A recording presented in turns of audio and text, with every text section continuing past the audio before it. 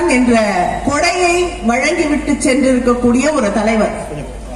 ஆனால் நீங்க யாரு அப்படிங்கறது கவர்னர் பேசின அந்த ஒரு வரியில தெரிஞ்சிருச்சு.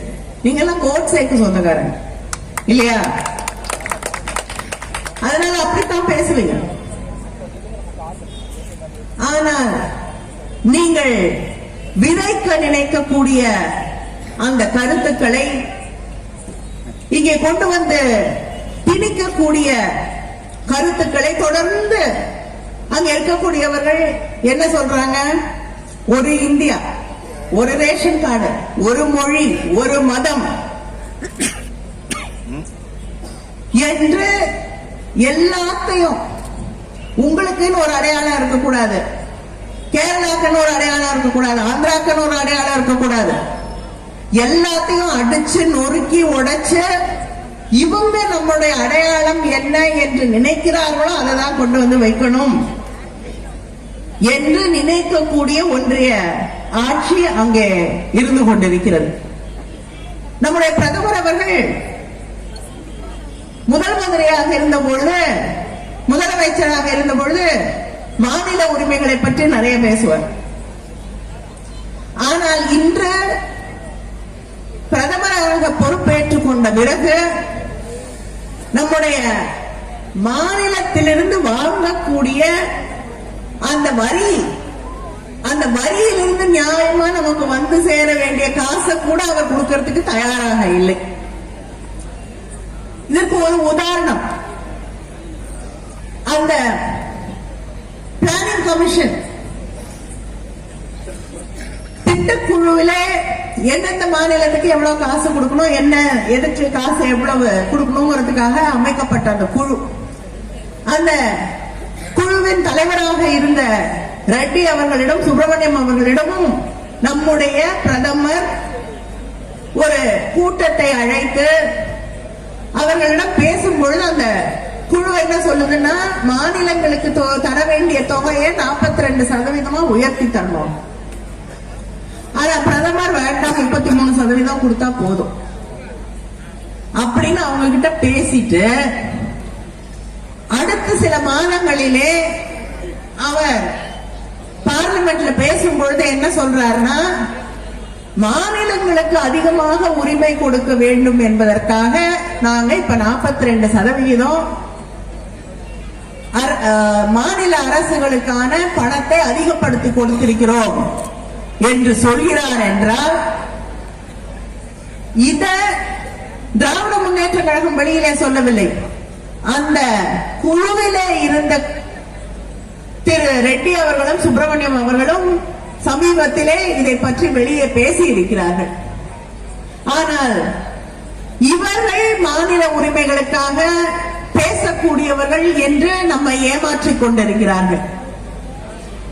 நான் கேட்கிறேன், குஜராத்ல வெள்ளம் வருது, கோடிக்கணக்கான ரூபாய்களை அங்கே கொடுக்கிறீர்கள். தமிழ்நாட்டில் சென்னையிலே வெள்ளம், மிகப்பெரிய அளவிலே பாதிப்புகள். அந்த பாதிப்பிலிருந்து தமிழ்நாடு வெளியே வருவதற்குள் தென் மாவட்டங்களிலே வெள்ளம். அந்த தென் மாவட்டங்களிலே மிக அதிகமாக பாதிக்கப்பட்டது தூத்துக்குடி, திருநெல்வேலி என்ற பகுதிகள் எல்லாம் மிகப்பெரிய பாதிப்புகள். இந்த பகுதியிலே கூட மழை வெள்ளத்தால் பாதிப்புகள் ஏற்பட்டு நிவாரணம் வழங்கப்பட்டு இருக்கிறது. அப்படிப்பட்ட ஒரு சூழல்ல மத்திய நிதியமைச்சர் அவர்கள் வருகிறார்கள். அவங்க என்ன பண்றாங்க, சுத்தி பார்த்துட்டு கோயில் சுத்தமா இல்ல,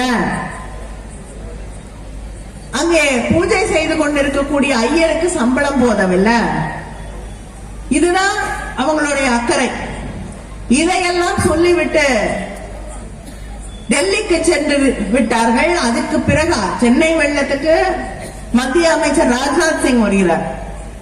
இங்கே தூத்துக்குடிக்கு, திருநெல்வேலிக்கு அம்மையார் நிர்மலா சீதாராமன் அவர்கள் வருகிறார்கள்.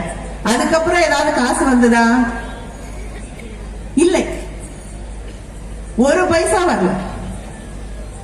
குஜராத்ல வெள்ளம், உத்தரப்பிரதேசத்துல ஏதாவது பிரச்சனைனா காசை கொண்டு போய் கொட்டி தருவீர்கள். ஆனால் உங்களுக்கு அதிகமாக வருமானம் ஈட்டி தரக்கூடிய இந்த திராவிட மாடல் ஆட்சி நடைபெற்றுக் கொண்டிருக்கக்கூடிய தமிழ்நாட்டிலே இருக்கக்கூடிய மக்களுக்கு ஒரு பிரச்சனைனா நீங்க அவர்களுக்கு உதவி செய்ய வர மாட்டீர்கள். இதுதான் இப்ப சமீபத்தில் இங்க ஒரு பிஜேபி தலைவர் இருக்காரு. அவர் சொல்றாரு, மத்திய அரசாங்கத்தோட திட்டங்கள் எல்லாம், ஒன்றிய அரசு திட்டங்கள் எல்லாம் நம்ம நிறுத்துறோம், சரியா செயல்படுத்தலன்னு. இங்க சகோதரிகள் இருப்பீங்க, சகோதரர்களும் 100 நாள் வேலை திட்டத்துக்கு போகக்கூடியவர்கள் இங்கே பல பேர் இருப்பாங்க.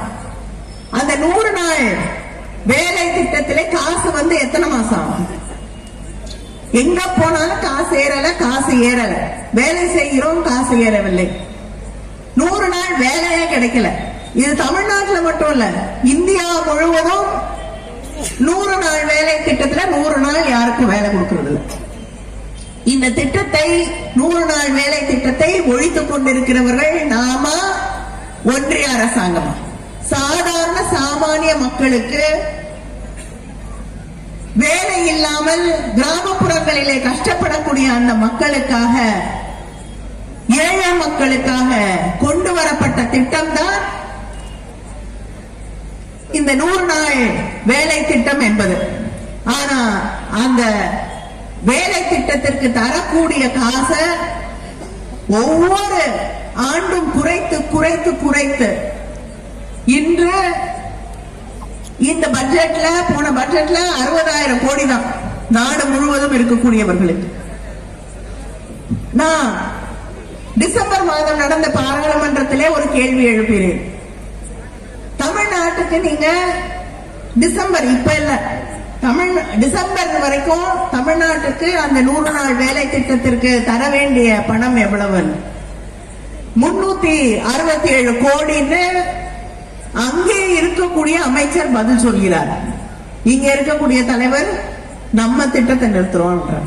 இப்படி பொய் பிரச்சாரங்கள் எதை எடுத்தாலும், வாட்ஸ்அப் எடுத்தாலும் சரி, சோசியல் மீடியாவும் எடுத்தாலும் சரி, பத்திரிகையாளர்கிட்ட பேசும் பொழுதும் சரி, தொடர்ந்து பொய் பிரச்சாரங்களை முன்வைத்து ஏதோ இவங்க ராமர் கோயில் திறக்கிற அன்னைக்கு இங்க எந்த பூஜையும் நடத்தக்கூடாது, யாரும் கோயிலுக்கே போக கூடாது, கூட்டிடணும் அப்படின்னு நம்முடைய அரசு சொன்னது போல அந்த அளவிற்கு ஒரு பொய் பிரச்சாரத்தை அவர்கள் ஆரம்பித்தார்கள். நம்முடைய முதலமைச்சர் அவர்கள் அரசியலாக மாற்றிக் கொண்டிருக்கக்கூடியவர்கள். ஆனால் திராவிட முன்னேற்ற கழகம் தலைவர் கலைஞர் அவர்களின் காலத்திலிருந்து இன்று தளபதியின் காலம் வரை உண்மையாக அந்த கோயிலுக்கு நம்பிக்கை இருக்கிறதோ இல்லையோ, கோயிலுக்கு செல்லக்கூடியவர்கள், அந்த கோயிலின் சொத்துக்களை பாதுகாப்பவர்கள் நாம். அந்த கோயிலுக்கு வரக்கூடிய பக்தர்களுக்கு பாதுகாப்பு தரக்கூடியவர்கள் நாம். அந்த கோயில்களில் ஒழுங்கா குடமுழுக்கு நடக்குதுன்னா அது நம்முடைய ஆட்சி காலத்தில் தான். இதுல பெரும்பான்மையான இந்துக்களுக்கு எதிரி என்ற ஒரு பொய் பிரச்சாரம். நேற்று கன்னியாகுமரியில கிட்டத்தட்ட 4000 பேருக்கு பட்டா வழங்கினோம். அந்த பட்டா வழங்கக்கூடிய நிகழ்ச்சியிலே எனக்கு முன்னால் பேசிய அமைச்சர், இந்த பகுதியில் இருக்கக்கூடிய பிஜேபி நம்ம கோயிலுக்கு எதிராக இருக்கிறோம் என்று சொல்கிறார்கள் என்று குடமுழுக்கு கணக்கை எல்லாம் எடுத்து சொல்லிக் கொண்டிருந்தார். நான் பேசிய பொழுது ஒரே ஒரு கேள்வி கேட்டேன். இன்னைக்கு பட்டா வழங்குறோம் திராவிட முன்னேற்ற கழக ஆட்சியில, எத்தனை பேர் இந்துக்கள் என்று? கிட்டத்தட்ட 80% அந்த கையை உயர்த்தியவர்கள் இந்துக்கள். அப்ப நீங்க பொய் சொல்லி நான் தான் உங்களுக்குன்னு வெள்ளம் வந்தா கூட காசை கொடுக்க மாட்டீங்க, நம்ம பிள்ளைங்களை படிக்க விட மாட்டீங்க. தொடர்ந்து அவர்கள் ஒடுக்கப்பட வேண்டும் என்று நினைக்கக்கூடியவர்கள். ஆனால் அந்த பெரும்பான்மையாக இருக்கக்கூடிய இந்துக்களாக இருக்கட்டும், இஸ்லாமியர்களாக இருக்கட்டும், கிறிஸ்தவராக இருக்கட்டும், யாரும் ஒடுக்கப்படக்கூடாது. எல்லா பிள்ளைங்களும் படிக்கணும், எல்லாருக்கும் வாய்ப்புகள் வழங்கப்பட வேண்டும். அடித்தட்டில் இருக்கக்கூடிய மக்களுக்கு அது பட்டாக்களாக இருக்கட்டும், மாதம் சகோதரிகள் தரக்கூடிய அந்த 1000 ரூபாய் உரிமை திட்டமாக இருக்கட்டும், மேல் படிப்பிலே படிக்க வேண்டும் என்று கனவோடு இருக்கக்கூடிய அரசு பள்ளிகளிலே படித்துவிட்டு வரக்கூடிய பெண்களுக்கான அந்த மாதம் 1000 ரூபாய் என்ற புதுமை பெண் திட்டமாக இருக்கட்டும், பெண்களுக்கு இலவச பேருந்து பயணமாக இருக்கட்டும், விடியல் பயணமாக இருக்கட்டும், இது எல்லாருக்கும் பயன்பட வேண்டும் என்ற வகையிலே உழைத்துக் கொண்டிருக்கக்கூடிய ஆட்சி நம்முடைய ஆட்சி. இந்த ஆட்சி மக்களுக்கான ஆட்சி. அதே போல் மக்களுக்கான ஒரு ஆட்சி ஒன்றியத்திலே உருவாக்கப்பட வேண்டும். அந்த ஆட்சி இங்கே நடைபெற்றுக் கொண்டிருக்கு.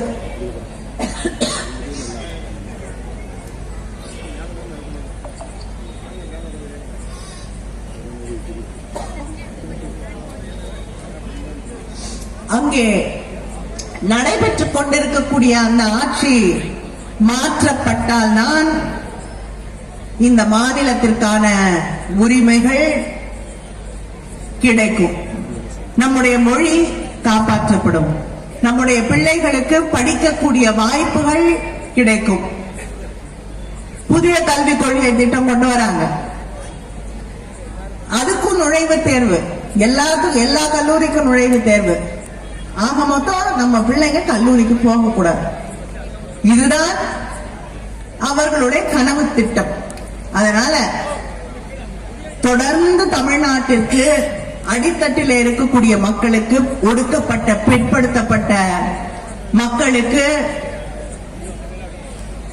கிறிஸ்தவ இஸ்லாமிய சகோதர சகோதரிகளுக்கு, தலித் மக்களுக்கு எதிராக செயல்பட்டு வந்து கொண்டிருக்கக்கூடிய இந்த ஆட்சி மத்தியிலே தூக்கி எறியப்பட வேண்டும்.